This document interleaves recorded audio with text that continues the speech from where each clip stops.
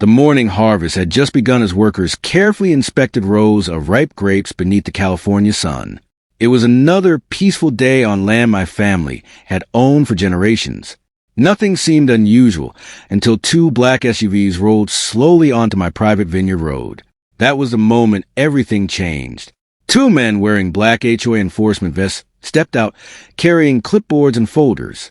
Without greeting anyone, they walked directly toward the vineyard entrance.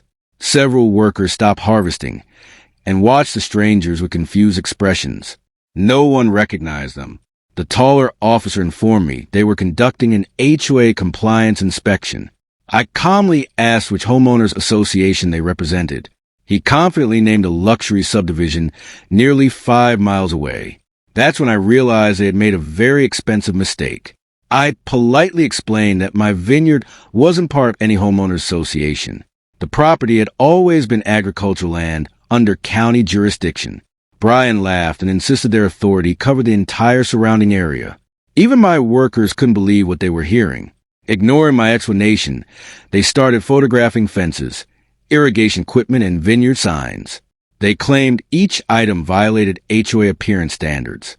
I quietly reached into my truck and retrieved my property records. Something told me I'd need every page. Brian handed me a stack of violation notices totaling nearly $40,000 in proposed fines. He confidently ordered me to remove fencing and replace several vineyard structures. My workers looked at me, waiting for my reaction. I simply folded the papers and smiled. I invited both men to follow me into the vineyard office before making any more decisions. Inside, framed maps and county land surveys covered one wall. Every document clearly identified the property as agricultural land. Neither officer looked very interested. Brian barely glanced at the maps before insisting the HOA's records were more accurate. He warned that refusing to comply would only increase the fines. I calmly thanked him for the advice. Then I made a phone call. Less than 20 minutes later, a county sheriff's truck pulled into the vineyard. The deputies greeted me by name before walking toward the visitors. Brian suddenly looked far less confident than before. The conversation was about to change completely. The deputy politely asked Brian to explain why HOA representatives were issuing fines on county agricultural land. Brian insisted he was simply enforcing neighborhood standards. The deputy quietly unfolded the official county parcel map. Every person standing there leaned in to look. The deputy traced the property lines with his finger before looking directly at Brian. He explained that this vineyard sat entirely outside the HOA's legal boundaries. The subdivision ended several miles down the county road. An uncomfortable silence settled over the entire group.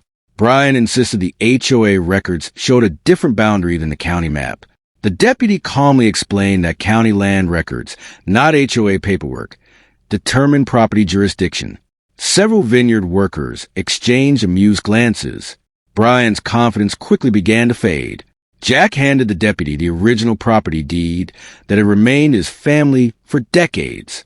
The deputy compared every document carefully before nodding. Everything matched perfectly with the county survey. There wasn't a single legal basis for the HOA's demands. The deputy informed Brian that the violation notices had no legal effect on this property. He advised him to collect every notice that had already been handed out. One by one, the papers were quietly returned. The vineyard workers couldn't hide their smiles. Before leaving, the deputy reminded everyone that private organizations must respect property boundaries. Authority only exists where the law allows it. Trying to enforce rules outside that area creates unnecessary conflict. The lesson was heard by everyone standing there. A neighboring vineyard owner arrived after hearing about the unusual commotion. He laughed softly when he learned what had happened. He admitted he'd worried the same mistake might someday happen to his property. The misunderstanding quickly became the talk of the valley. With the paperwork settled, everyone returned to the grape harvest. Workers resumed filling harvest bins as tractors rolled slowly between the rows. The peaceful rhythm of the vineyard returned almost immediately. It felt like the entire property could finally breathe again. Before driving away, Brian quietly apologized for confusion. Jack accepted the apology without anger or celebration. He simply hoped the same mistake wouldn't happen to another landowner. Sometimes a calm conversation teaches more than an argument ever could. A few days later, neighboring farmers gathered for their annual harvest celebration. The story spread from table to table, reminding everyone to understand property boundaries before making assumptions. Good communication proved just as valuable as a successful harvest. The vineyard community left with a lesson they wouldn't soon forget. As the sun disappeared behind the vineyards, Jack looked across the land his family had cared for across generations. The rows of grapes stretched peacefully toward the horizon once again. Some victories aren't about proving someone wrong. They're about protecting what's rightfully yours. And that quiet evening was worth far more than any false violation notice.